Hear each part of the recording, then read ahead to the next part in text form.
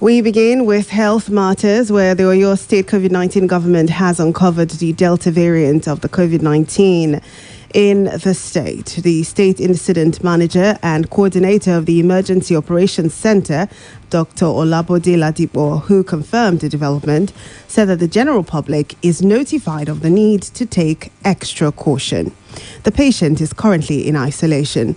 A statement issued by the Chief Press Secretary to the Governor, Seyi Makinde, Mr. Taiwo Adisa, warned residents against letting down their guards to dangerous consequences.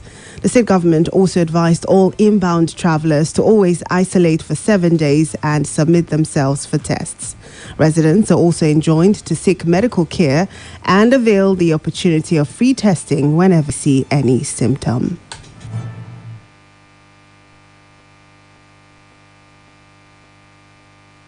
In the same vein, Lagos State government has raised the alarm of a possible third wave of coronavirus pandemic following a sharp increase in the number of positive cases recorded in the last few weeks.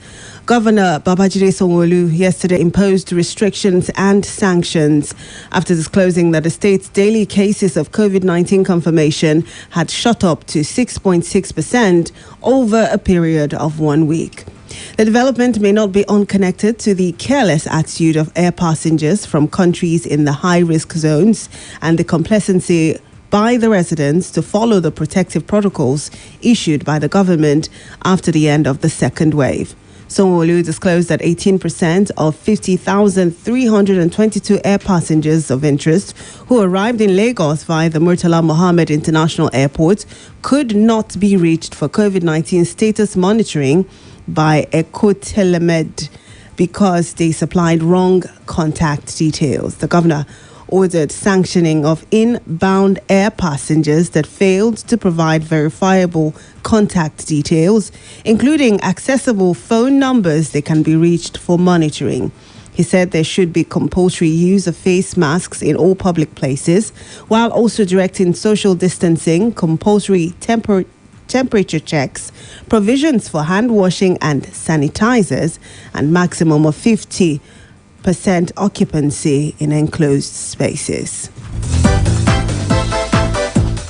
In the meantime, the National Agency for Food and Drug Administration and Control, NAFDAC, has again cautioned Nigerians against the use of hand sanitizers containing methanol. The warning is contained in a public alert signed by the Director General of the agency, Professor Mojisola Adeyeye, and made available to newsmen in Abuja. She said that the agency had received information from U.S. Food and Drug Agency about the presence of methanol in hand sanitizers. According to her, methanol, or wood alcohol, is a substance that can be toxic when absorbed through the skin or ingested, and can be life-threatening when ingested. NAFDAC implores importers, distributors, retailers, and consumers to exercise caution and vigilance to avoid the distribution, sale, and use of methanol alcohol-based hand sanitizers. Former chairman of the Independent National Electoral Commission, INEC, Atahiru Jega, has advised against the appointment of Loretta Onoche as a commissioner of the electoral body. Reacting to the appointment of the presidential aide as INEC National Commissioner, Jega said the controversy trailing her nomination by President Muhammadu Buhari should have been avoided. He called on the lawmakers to apply the laws regarding the issue in order to avoid a situation whereby elections she participates in may be viewed as being biased.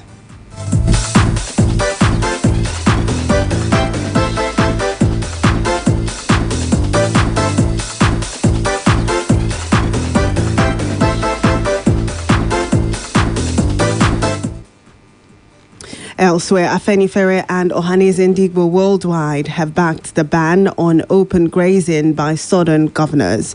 They also welcomed the governor's demand for power shift to the south in 2023. Ohanaeze's position is contained in a communique signed by its spokesman, Alex Obonaya, and issued after its National Executive Committee NEC meeting at its secretariat in Enugu. Afenifere urged states yet to enact the anti-open law to do so immediately. The group urged President Muhammadu Buhari to restructure Nigeria before the end of the year. This, it said, should include state police and reorganization of fiscal policies to take effect by the middle of next year.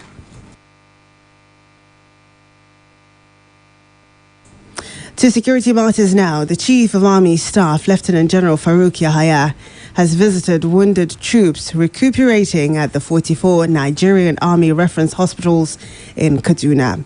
The soldiers were wounded in action at various theaters of operation in the northeast while fighting the Boko Haram insurgents. While at the hospital, the Army Chief interacted with the wounded soldiers and assured them of proper medical care and welfare, adding that their medical care is of utmost importance to him. Speaking to reporters, the Army Chief promised to make the welfare of troops in the front line his top priority, even as he assured them of adequate Medicare and support in the ongoing counterinsurgency operations.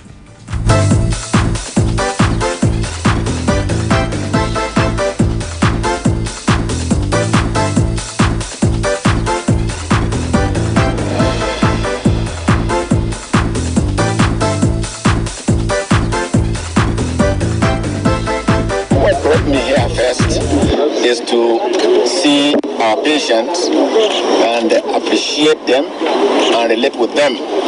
Those of them who have sustained various degrees of injuries, particularly those from the theater, Northeast Theater, Operation Hadenkai, and other theaters also, and to assure them of our commitment to give them the best of treatment. And I was pleased with the morale that I saw and the level of management and medical treatment being offered by the hospital. Those that require other services that are not here, we are also making effort to ensure that they get these services. Sometimes some are constrained in this COVID that have imposed some restrictions on our movement, but we are gradually sorting them out, and now all our patients will be actively treated. Well, still in the news, troops have stormed Kaduna forests in search of Emir of Kajuru, Alhaji Al-Hassan Adamu, and 13 members of his family kidnapped at the weekend. The Emir's abduction is another in a series of abductions in Kaduna in the last week. A source close to the Emir had told journalists that some of the abducted persons were aides of the Emir. No any repel, no any counter-attack, no presence of any security personnel. We are left to our own peril, and this is exactly what happened. Our only appreciation and thankfulness to His Almighty Allah is that no life was lost. If not, the way they converge on this town, I will swear that there should have been more than 200 catastrophic deaths in this town. The insecurity situation has turned Kaduna to epicenter of abductions in the country, especially of school children. Last week, the State Police Command said more than 250 school children had been kidnapped in the state in the last 1 year. In addition to the troops combing the forest, the Police Command said they are expecting the Inspector General of Police Tactical Unit to give them tactical support. It's still the news at 1 p.m. on Splash 105.5 FM. Still ahead, South Africa faces fourth day of unrest after former President Zuma's jail. And in sports, Gareth Southgate wishes to lead England to 2022 World Cup in Qatar. We'll take a short break now. When we'll come back, we'll bring you details of these and other stories. Do stay with us.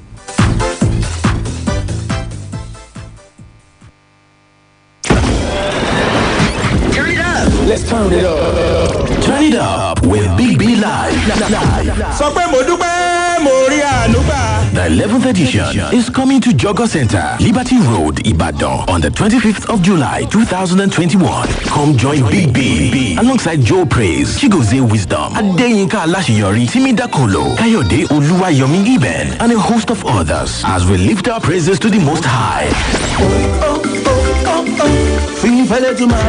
Special presence, Pastor Austin Ologbese, Also featuring Dr. Smile, Woli Agba, Habib Beyin, MC BBO, and many more.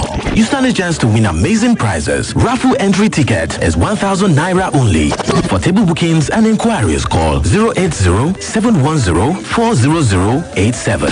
Sponsors: Nescafe, MTN, Titan Farms, Capital Inn, Leah, Esther Ajayi Foundation, and You Fit Fly. Mark your calendars. 4 p.m. on the 25th of July 2021. Come join us for the 11th edition of Turn It Up with Big B Live. We move.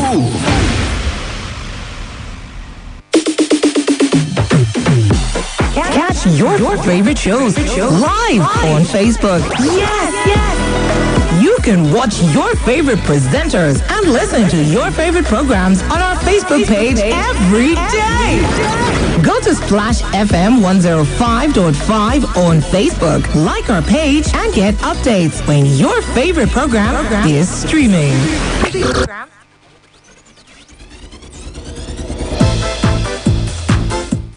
Well, thanks so much for staying with us here on the news at 1 p.m. on Splash 105.5 FM. Turning now to the foreign scene, buildings were set on fire and properties looted in South Africa today as unrest sparked by the jailing of ex-President Jacob Zuma last week continued for a fourth day. The country's top court, which ordered Zuma jailed for refusing to appear before a corruption probe, is holding a review of its decision with a ruling expected later on whether the sentence will be upheld. The 17th former anti-apartheid fighter remains popular, especially in his native KwaZulu-Natal province, where he's seen to embody traditional values. Police said some sections of a major road in Johannesburg had been closed for protests. Still on the foreign scene, Haiti's national police have announced the arrest of the suspected mastermind in the assassination of President Jovenel Moïse. Police Chief Leon Charles said at a news conference that a Haitian doctor living in the U.S. state of Florida was arrested. The police chief said that the suspected killers called him after the attack and evidence was found in his flat. The 63-year-old doctor recently arrived in Haiti on a private plane to seize the presidency. The doctor is the third U.S. resident of Haitian origin and the 21st person overall to be detained as a suspect in the case. And now to some exciting sports. When asked about the possibility of a new contract, Southgate Association Chief Executive Mark Bullenham said during Euro 2020 he wants to hand Southgate a new deal. England suffered penalty shootout heartbreak in Sunday's final against Italy at Wembley, with Bukayo Saka, Jadon Sancho and Marcus Rashford receiving racist abuse today after missing from the spot. And in tennis, Novak Djokovic has credited Roger Federer and Rafael Nadal for making him the player he is today and vows to have a shot at securing a calendar Grand Slam. After winning a 6th Wimbledon title and the 20th Grand Slam of his career at the All England club, the world number one has the ability to add the US Open to his collection later this year and win all 4 Grand Slam titles in a single calendar year.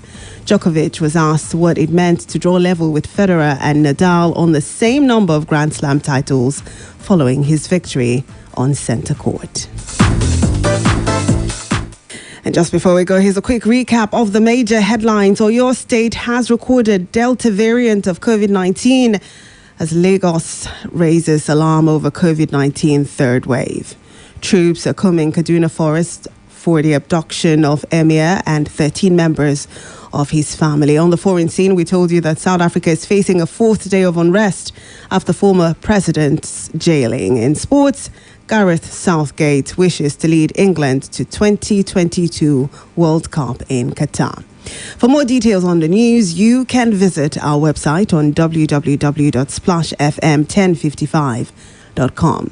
Now you can download Splash FM mobile app on iOS, BlackBerry World and Google Play Store to listen live, get news updates and opinion poll. You can also report an event live to us through the iReports feature. To download, simply go to any of the stores mentioned and search for Splash FM 105.5 and then click to download. We've now come to the end of the news on Splash 105.